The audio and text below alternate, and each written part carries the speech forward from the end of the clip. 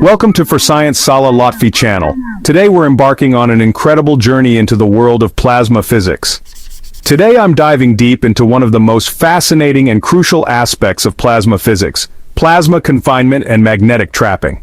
This topic is not just a cornerstone of plasma research but also a key to unlocking the future of energy. Plasma, often called the fourth state of matter, is notoriously difficult to control. Unlike solids, liquids, and gases, plasma consists of charged particles that are highly energetic and chaotic. The main reason is simple: plasma is incredibly hot. We're talking about temperatures that can reach millions of degrees Celsius, hotter than the core of the sun. If it touches the walls of any container, it cools down, damages the vessel, and ruins any potential for energy generation. This makes the task of containing plasma a monumental challenge. That's why scientists have developed ingenious methods to confine plasma to keep it stable, suspended, and away from any surface using invisible forces. These methods are not just clever, they are essential for the future of energy. The most successful strategy for plasma confinement is magnetic fields. Magnetic fields can exert forces on the charged particles in plasma, guiding and controlling their motion. Charged particles, like electrons and ions, naturally spiral along magnetic field lines. This spiraling motion is key to keeping the plasma contained. By shaping these magnetic lines, scientists create traps, essentially invisible bottles that prevent plasma from escaping. These magnetic traps are marvels of modern science. A prime example of this is the magnetic mirror effect. This effect is a fundamental principle in plasma physics and has been studied extensively. When a charged particle moves into a region with a stronger magnetic field, the magnetic force slows the particle's motion along the field line. This slowing down is crucial for confinement.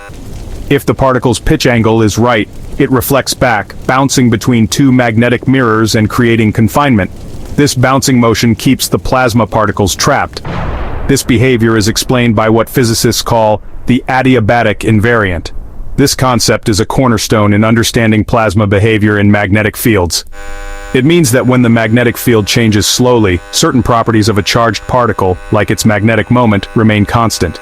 This invariance is key to maintaining plasma stability. This principle is key to magnetic trapping and forms the backbone of magnetic mirror systems and advanced fusion devices. These devices are at the forefront of fusion research. Now let's talk about two giants of plasma confinement, the tokamak and the stellarator. These devices represent the pinnacle of plasma confinement technology. The tokamak is a donut-shaped machine where a combination of toroidal and poloidal magnetic fields creates a strong, closed-loop confinement system for plasma. This design is highly effective for maintaining plasma stability. The stellarator, on the other hand, is a more complex device with twisted magnetic fields. These twisted fields are designed to provide continuous confinement without the need for a strong internal plasma current. Unlike the tokamak, it doesn't rely on a strong internal plasma current, which makes it naturally more stable. This stability is a significant advantage in plasma confinement. Both are major milestones in humanity's quest for clean, limitless energy. Achieving stable plasma confinement is a critical step towards sustainable fusion energy. But confinement alone isn't enough. Plasma must also be stable over long periods. Plasma must also be stable. Stability is crucial for maintaining the conditions necessary for fusion reactions. Small disturbances can grow into instabilities, making confinement fail. These instabilities can disrupt the plasma and cause it to lose energy. Scientists tackle this using complex feedback systems and shaping techniques. These systems are designed to detect and correct instabilities in real time. This all feeds into the Lawson criterion, a mathematical condition that tells us when fusion energy output will exceed the energy input. Meeting this criterion is essential for achieving net positive energy from fusion. Only if the plasma density, temperature, and confinement time are just right can fusion power become a reality. These parameters must be carefully controlled to achieve sustained fusion reactions. Today, international collaborations like ITER aim to bring this dream to life. ITER is one of the most ambitious energy projects in the world, bringing together scientists and engineers from around the globe. Using magnetic confinement and lessons from plasma physics, these reactors could change the future of energy, providing a safe, sustainable, and powerful solution to global energy needs. The potential impact on our energy landscape is immense. So this was your introduction to plasma confinement and magnetic trapping, a cornerstone topic in plasma physics and fusion energy research. Understanding these principles is key to unlocking the potential of fusion energy. Thank you to all our viewers. Your support and curiosity drive us to explore and explain these complex topics. I invite you to share your thoughts and questions in the comments section below this video. Your feedback is invaluable to us. Your engagement inspires us to keep exploring the wonders of science. Together, we can uncover the mysteries of the universe. Hello and welcome to the For Science Salah Lotfy channel. Today we're diving into one of the most fascinating topics in plasma physics, plasma waves, the heartbeat of charged particle systems. Plasma is often called the fourth state of matter. But it's not just a static phase. It's dynamic, alive with motion. One of the most interesting behaviors of plasma is its ability to support waves. Unlike sound waves in air or ripples on water, plasma waves are formed by the collective motion of charged particles, electrons and ions, interacting with electric and magnetic fields. First, let's break it down.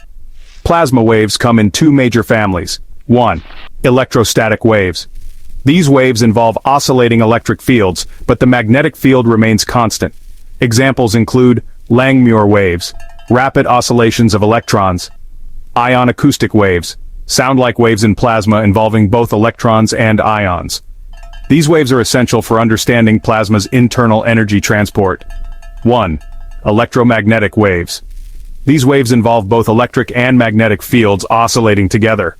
Just like light waves, they can travel through plasma, but their behavior changes due to plasma's charged particles. When a wave enters a plasma, whether it travels or not, depends on its frequency. If the wave's frequency is below a certain value, called the cutoff frequency, it cannot travel and is reflected or absorbed. Above this frequency, the wave can propagate. Now let's talk about resonance. At the resonance frequency, plasma absorbs wave energy very efficiently.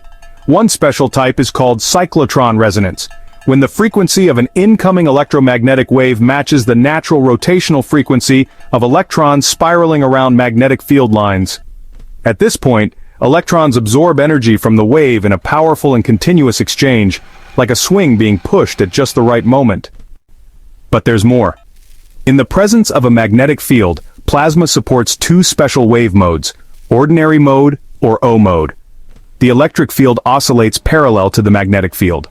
Extraordinary mode or X mode. The electric field oscillates perpendicular to both the magnetic field and wave direction.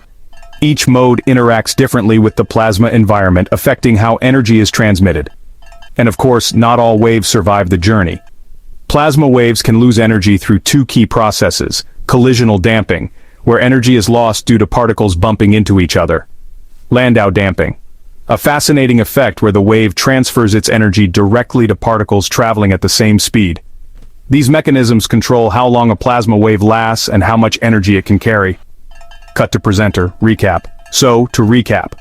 Plasma supports both electrostatic and electromagnetic waves. Cutoff and resonance frequencies decide which waves can travel. Magnetic fields split plasma waves into O mode and X mode. Cyclotron resonance is a powerful energy absorption phenomenon. Plasma waves are damped through collisions and Landau damping. These insights are essential in space exploration, fusion energy, and astrophysics, from understanding solar flares to engineering stable plasma confinement in reactors. Before we wrap up, the For Science Salah Lotfy channel would like to extend heartfelt thanks and respect to Professor Dr. Tarek Nagla for his ongoing scientific support to the channel. And to you, our audience, thank you for your enthusiasm and curiosity. We invite you to share your thoughts in the comments below, and don't forget to like, subscribe, and join us for more fascinating explorations into the world of plasma and beyond. For Science Salah Lotfy channel, science for the curious mind. Hey everyone! Welcome to today's episode on how lasers work. I'm super excited because lasers are one of the coolest things in modern science. They're not just confined to science fiction movies, they're a part of our everyday lives and have revolutionized many fields. So let's dive right in. First, what does laser even stand for? It's actually an acronym for light amplification by stimulated emission of radiation. Sounds fancy, right? But don't worry, we'll break it down so it's easy to understand. But it all started way back in 1917 with Einstein. He was the first to predict the phenomenon of stimulated emission, which is the core principle behind lasers. He predicted something called stimulated emission, which is the core principle behind lasers. This was a groundbreaking idea that laid the foundation for future developments. Now, fast forward to the 1950s. Scientists like Charles Townes and his colleagues were hard at work. They first created masers, which are like lasers, but for microwaves. Maser stands for microwave amplification by stimulated emission of radiation. Then, in 1960, T.H. Mayman built the first actual laser using a synthetic ruby rod.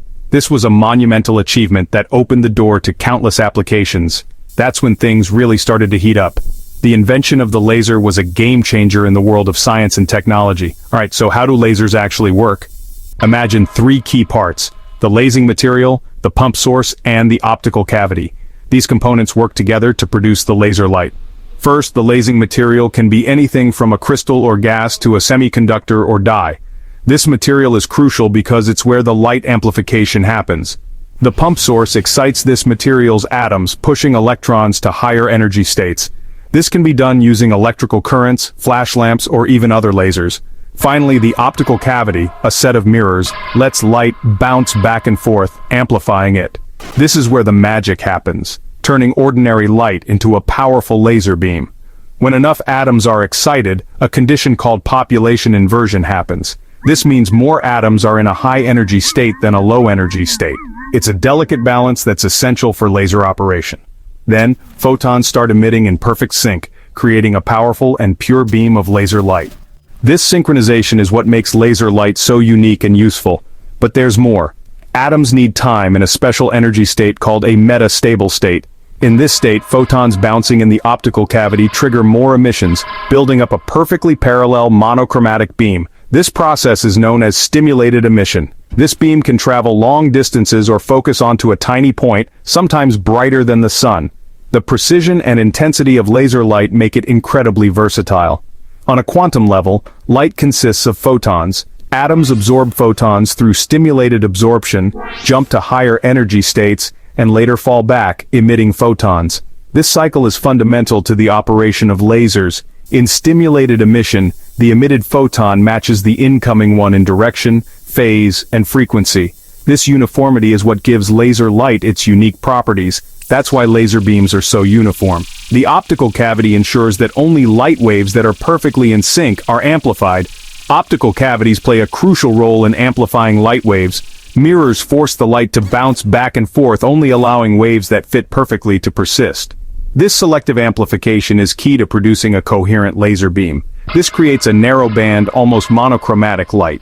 The purity of this light is what makes lasers so effective in various applications.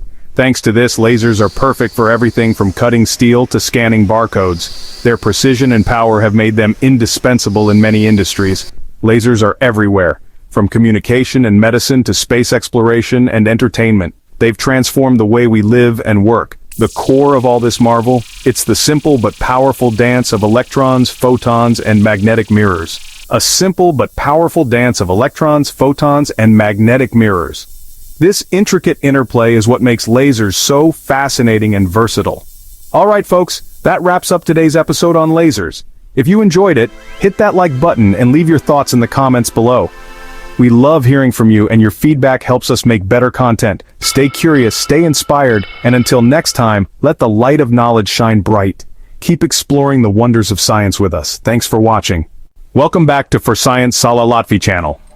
Today we're diving into the fascinating world of lasers, and the brilliant physics behind their power. Let's start with the key to every laser-stimulated emission. When an atom is excited, it holds extra energy. If an external photon hits this excited atom, it can trigger the atom to release a second photon that's perfectly identical. This process is called stimulated emission. Both photons now move in the same direction, with the same energy and phase, and that's the start of a laser beam. The rate at which this happens depends on how many atoms are excited and the density of incoming photons.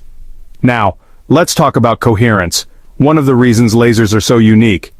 Imagine shining white light. It spreads everywhere, its wavelengths all mixed. But a laser beam?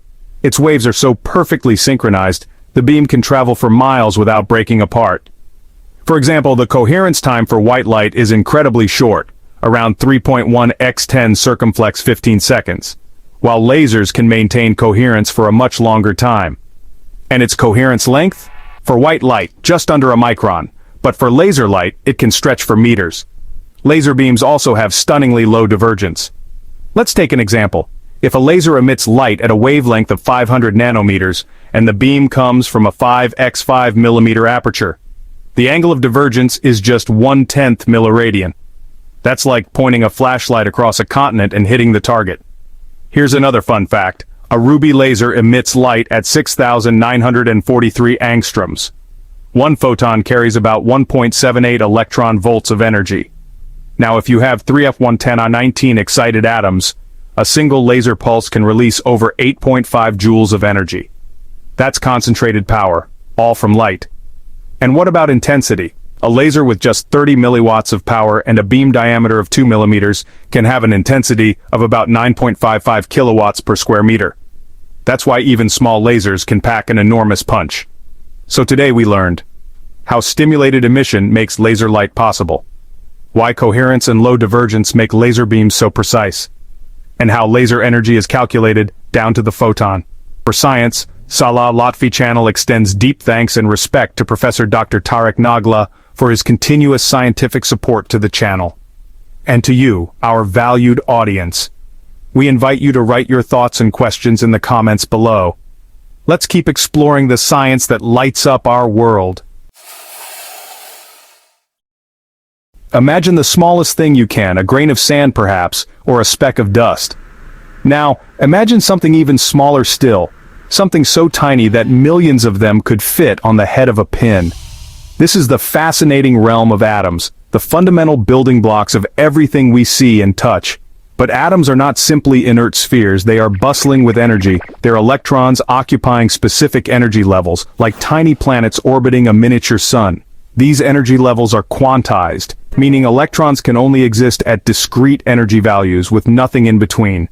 Think of it like a staircase where you can stand on one step or another but not in between. When an electron absorbs energy, it jumps to a higher energy level, like climbing a step. Conversely, when it emits energy, it drops to a lower level, descending the staircase. This movement of electrons between energy levels is crucial for understanding how lasers work. Just as the steps of a staircase dictate where you can stand, the discrete energy levels within atoms govern how they interact with light, leading to the remarkable phenomenon of laser light, a technology that has revolutionized many fields. Light, in all its brilliance and variety, is made up of tiny packets of energy called photons. These photons are like little messengers, carrying energy as they travel through space at the fastest speed possible. When they encounter atoms, they can interact in fascinating and complex ways. One such interaction is absorption, where a photon strikes an atom and is absorbed. The photon's energy is transferred to an electron within the atom, causing it to jump to a higher energy level. It's like the photon giving the electron a boost up the energy staircase. Another interaction is spontaneous emission, where an electron in an excited state, perched on a higher energy step, spontaneously drops to a lower energy level. As it does so, it releases the excess energy as a photon. This emitted photon can travel in any direction, like a ball bouncing randomly off a wall. These interactions, absorption and spontaneous emission, are constantly occurring all around us, shaping the way we perceive light and color. However, it is the third type of interaction, stimulated emission, that holds the key to unlocking the laser's incredible potential. In 1917, Albert Einstein, a giant of modern physics, proposed the existence of a third, less intuitive interaction between light and matter-stimulated emission. This process, later confirmed experimentally, is at the very heart of how lasers operate. Imagine an electron in an excited state ready to drop to a lower energy level and emit a photon. Now imagine another photon, carrying precisely the same energy as the one about to be emitted, passing by this excited atom. This incoming photon can actually stimulate or encourage the excited electron to drop to the lower energy level, releasing its own photon in the process. The remarkable thing about stimulated emission is that the emitted photon is not random, it's an identical twin of the photon that triggered its release. They possess the same energy, travel in the same direction, and are perfectly in sync, or in phase, with each other. This remarkable synchronicity is what gives laser light its unique properties. Section 4. A population uprising, achieving inversion for laser action. In a normal population of atoms, most electrons reside in their lowest energy levels, like people comfortably seated on the ground floor of a building. Only a small fraction occupies higher energy levels, resembling a few individuals scattered on the upper floors. This is a state of thermal equilibrium, where spontaneous emission dominates the scene. To create a laser, however, we need to disrupt this equilibrium and achieve what's called population inversion. This means creating a situation where more electrons occupy a higher energy level than a lower one. Imagine persuading most people to move to the top floor of the building, leaving the ground floor relatively empty.